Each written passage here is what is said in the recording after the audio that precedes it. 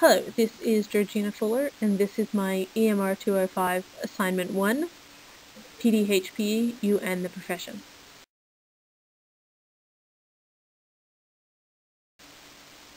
Physical activity was always a big part of my childhood. As a young child, I was very into gymnastics, but for me, I liked that when I was part of the PCYC group. I liked it as a school thing. But when a talent scout came to our school and I started training at the Australian Institute of Sport, it wasn't fun for me anymore. I didn't like how serious everybody was. I didn't like that the coach yelled at you, that you couldn't talk to your friends during gymnastics time. I actually had a situation where I broke both my arms at the same time, not while training at the AIS, that was done at home. But my mother called my coach to say that I wouldn't be in for, I think it was 4 weeks, while my arms healed, and the coach actually demanded that I still come in because apparently I would, quote, turn into jelly otherwise. So I had, I think, a 6-week period total where I was going in just to do sit-ups and sprints and leg lifts and just conditioning. So that was pretty much it for me. I kept doing gymnastics after that, after we moved away from Canberra, but that was kind of the beginning of the end for me. I stopped completely as a 13 or 14-year-old when social events were much more important. Everybody else was going and doing things after school, and I was always training. So I just sort of couldn't bring myself to do it anymore. I was much more interested in what my peers were doing, and I suppose I got teased a little bit and stuff because, Georgie could never go and do anything because she had to go train. Swimming was a different issue for me. I've always loved swimming. I always had good teachers that didn't yell, didn't, make it really serious. So I think because of that, I kept that up. To me, swimming is just fun, and I don't care if it's playing around with my brothers playing a stupid game in the pool, or if it's racing and competing. To me, it didn't really matter. I just loved it regardless of any competition or anything. So, probably because I enjoyed it, I actually did pretty well at it. In school and primary school and high school, I would do the swimming carnivals and, move on to the diocesan or regional events. I never really got any further than that, probably because I wasn't very into the training and didn't want to make it a serious thing. By the time I got to high school, I had sort of left gymnastics because of the social things, but then a year or two later picked up touch football, which was still a social thing. I did it because my friends were doing it. We got a group together and made a team and convinced one of our teachers to be our coach. And it was just a social event for us. We got together a couple times a week for training, which we didn't really train very hard at. And then Saturday mornings we competed against other teams.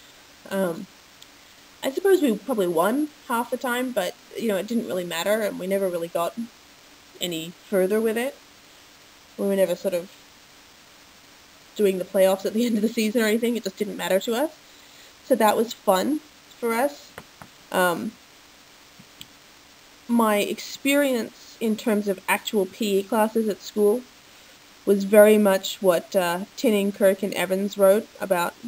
A lot of classes, it's about being taken outside for an occasional game, with the teachers hoping that you'll just burn off steam and be better behaved in class.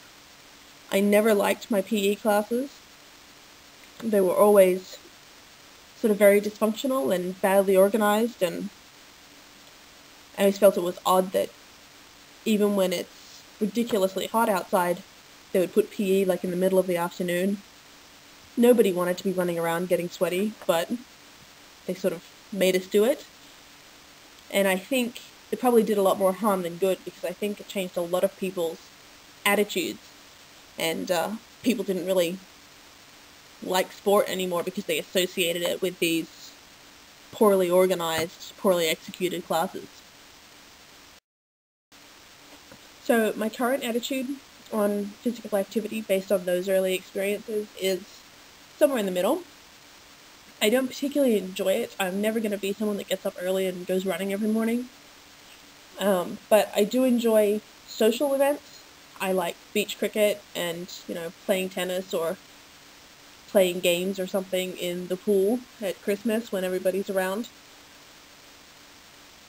I hope that this will be a good thing for me as a teacher, that because I understand that not everybody loves it and that some people like different aspects, that I'll introduce some variety into my PE classes, that will have a variety of games and activities, so there will be some organized sports with all the rules and everything, and there will be some just fun games just to get people moving and exercising. I think a big part of being a PE teacher is developing that positive attitude towards a active, healthy lifestyle. And I think if you're pushing your students to do things that they don't want to do all the time, well, yes, they may get the short-term benefit of they exercise today, but long-term, you're just building up a negative association. I think one of the most important aspects of being the ideal PDHPE teacher is having the theoretical and conceptual knowledge to pass on to your students. That's in theoretical lessons, and to show and to model and to base your lessons around when you're outside playing games and doing sports. I think there are far too many PE teachers that think being sporty and athletic qualifies them. It really doesn't. If you look at figure 4.1 in the Didon-Thompson article, it has the conceptual framework for PDHPE as a key learning area. And there are just so many other aspects these days that need to get incorporated into lessons. It's not just about getting outside and running around. There's nutrition and body movement and sexual health and just so many aspects, a lot of which can't be taught through a game. So a teacher needs to know these things for theoretical lessons as well. The second most important thing, I think, is being happy and friendly. This is portrayed with how you speak to children, asking them how they are and knowing their names, just taking an interest in them personally. Saying things like, let's play a game, or I have an idea, let's try something new. There's no reason that PE lessons have to be an organized sport every time, or that you can't get creative and, make up a game that you think the children will be engaged in. Or giving children options. I think particularly for older students, there may be something that's particularly popular in the school at the time, and if they're going to have that option, they're going to choose the thing that they're most interested in. Gives them a little bit of power. And as Tinney, MacDonald, Wright, and Hickey noted, children learn best when they're engaged in activities that are meaningful and relevant to them. So giving them the option means that they're going to choose an activity that they enjoy more. And you're going to have a much more successful lesson because of that. I think PDHPE teachers need to be casually, neatly, and conservatively dressed. They need to be dressed for the activities that they are doing. So that's the casual part, but they still need to be neat and conservative because they still need to be taken seriously as a professional and as a teacher. The conservative part is specific maybe just to me because I had a teacher in high school that had very short skirts and plunging necklines all the time, and I think she was also a unhealthy low weight. She was very concerned with her own body image, and I don't think that set a very good example for the all-girls high school that she was teaching in. I've also got healthy weight listed on there, probably partly because of that, but also it's part of not being overweight as a PDHPE teacher. You're teaching physical activity, you need to be able to do the things that you're setting out for the children, but you also need to be setting a good example and showing them, the sort of thing that they should be aiming for themselves, which is a nice balance. A good PDHPE teacher plans age and appropriate activities. That means taking into account the age of the children, so their motor skills and what they're capable of doing, the rules. A kindergarten class might not be capable of doing an organized sporting activity, knowing all the rules and nuances of a game, but older children may thrive on that. I think the ideal PDHPE teacher, part of their appearance and their dress is they need practical shoes for the activities. I'm amazed at how many teachers that I see that are not wearing tennis shoes. They're wearing something completely inappropriate for the games and activities they're trying to do. And if they're outside, modeling appropriate sun safety. Most schools in Australia have the no hat, no play rule, yet I see teachers out there with very inappropriately small or no hats at all. Of course, there are so many other aspects to being an ideal PDHPE teacher, but within the time limits, I think those are the most important ones to me.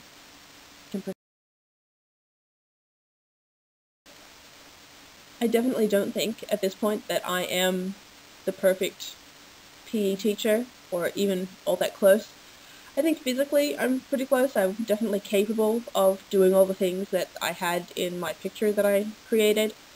I'm definitely alike in terms of the personality. I'm very happy and friendly with my students and try to get them engaged in whatever we're doing.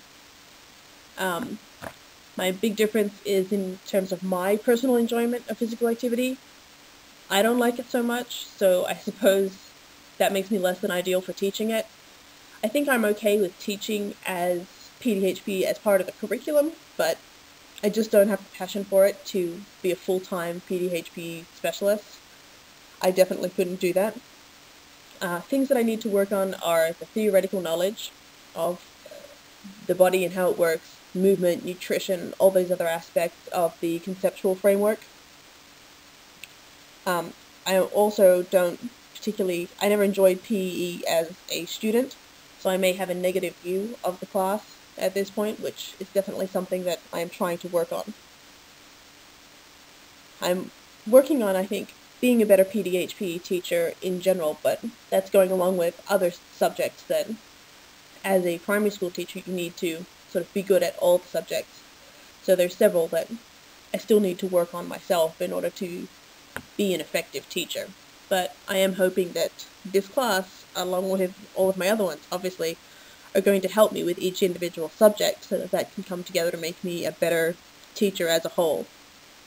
The biggest thing I've got out of doing this assignment, I think, is that I definitely agree with Kirk when he wrote that the key argument for justifying physical education's place in the school curriculum should be educational. I definitely think before I started this that I viewed PE probably as the way I was taught, which was a lot of going outside and playing games and sports that I wasn't interested in. But really it should be a much more holistic approach, very much like the conceptual framework that's listed with all those different aspects. There's a lot of theoretical and conceptual things that children need to know if they're going to grow up happy and healthy and living healthy, active lifestyles.